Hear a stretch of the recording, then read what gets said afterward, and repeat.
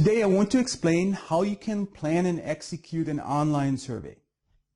First, we'll talk about the research questions that will guide your survey.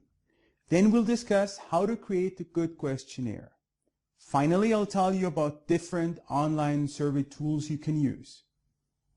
Okay, let's get started. The first task is to define your research problem. A research problem, sometimes called a research question, is what you want to find out using your survey. That sounds simple, right?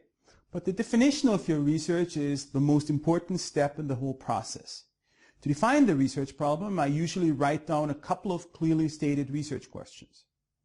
Research questions specify what you want to find out. Don't confuse them with the questions that you put on your questionnaire. So let's say you want to do a customer satisfaction survey.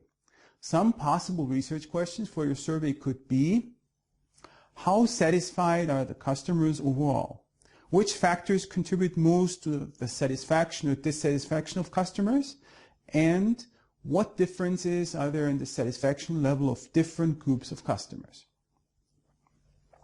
Of course, you can have more than 3 research questions, but it's best to stay focused and not make your survey too long. That will increase the likelihood that the people answering your questions do complete the entire questionnaire and won't stop somewhere in the middle because they are overwhelmed by the length of the survey. Next, you need to translate your research questions into items that will appear on the questionnaire. These items are the questions you want your survey respondents to answer. There are 2 broad categories of items to use in a survey: open-ended questions and closed-ended questions. An open question is a question a respondent can answer in his or her own words. Here is an example. What suggestions do you have for improving our services? This question makes sense. Nevertheless, in general, in a survey, open-ended questions should be kept to a minimum. Here is why. First, many respondents won't answer open questions in online surveys. They are just not motivated enough to type or write in a long written response. They may even end the survey altogether at that point. Second, open-ended questions are also more difficult for you to analyze. Before you can count different responses to an open question, you will need to group the similar responses. You need to code them. Closed questions are easier to handle, both for the people who are answering your survey and for you to compile and analyze. That's why most of the questions in your survey should be closed. There are 3 types of closed questions you can use in your survey: dichotomous questions, multiple choice questions, and scales. Dichotomous questions have only 2 response options. For example, have you visited our new store on Main Street? Yes or no. Technically speaking, dichotomous questions have only 2 answer choices, but in many cases it makes good sense to add a don't know category. Often, yes, no, agree, disagree, or no, don't know is not enough. You want to give the respondents more choices. Here is where you use multiple choice questions. They come in 2 flavors. Have a look at this multiple choice question where only 1 answer choice is possible. For this type of question in an online survey, you should use radio buttons.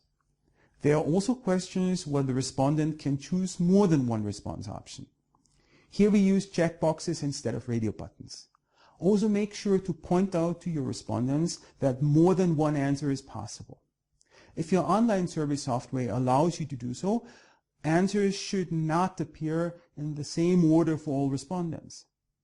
That's because respondents tend to choose answer choices that appear at the beginning or at the end of a list more often than other answer alternatives. To prevent this pattern, it makes good sense to vary the order of the answers for each respondent. Look for this option in your survey software. The last type of closed questions are scales. There are many types of scales you can use. Here are 2 examples that could appear in a customer satisfaction survey. Adapt them to your own surveys. One type of scale you often see in surveys because it's very versatile is the Likert scale. It is a scale with 5 scale points that range from strongly agree to strongly disagree. Likert scales are used to measure the respondent's attitude towards a company, a brand, or a person. Another type of scale that is frequently used is the semantic differential. You present the respondent with opposing adjectives like friendly, unfriendly, fast, slow, reliable, unreliable, and so on. The respondents then indicate how well these adjectives describe a person, a logo, a slogan, brand, or company. A semantic differential usually has 7 scale points, but you can also use a different number. One more thing to remember. The order of the question counts too. One way of ordering questions that's frequently used is the funnel approach. Start with the broadest questions and the questions that are easiest to answer. Then ask the more specific questions. Finally, at the end, ask the questions your respondents might be reluctant to answer. Often these are socio-demographic questions like the person's age, educational level, or income. In many cultures, people hate to reveal their income. So ask that question last, maybe they're more likely to answer it. Also, you should only ask questions that are applicable to your specific respondents, or again, they may stop answering. For example, look at these 2 questions. Do you play a musical instrument? And then, which of the following instruments do you play? The first question is a branching question. Only if the respondent answers yes to the first question should the second question even appear. If there are questions in your survey that only apply to some of your respondents, use branching questions and make sure that the online survey tool you use supports skip logic. Not all do. So now you know what to ask, how to ask it, and what order. What's still missing is the software to publish your questionnaire online. Fortunately, there are many options, and many are free or at least offer a free version. The free versions, however, can be limited in 2 ways. First, the number of questions allowed per survey, and second, the number of responses you can collect. Here are 3 tools that can help you. The first 2 survey tools are my personal favorites because they have very few restrictions. Google Forms is pretty awesome. It's completely free for both commercial and non-commercial surveys. You can create questionnaires that are pretty much any length, and the number of people who can answer your questions is virtually unlimited. The cons are, there are relatively few answer types, and the built-in data analysis tools are quite limited. If you want to use Google Forms, you need to sign up for a Google account. Google Forms is part of the Google Docs collection of online apps. SociSurvey is an excellent online research tool for online surveys and experiments. It offers many different options and capabilities. SociSurvey helps you collect your survey data, but to analyze it, you'll need to download it and use data analysis software like SPSS. Check out my video, Data Analysis in SPSS Made Easy, to learn how to analyze survey data.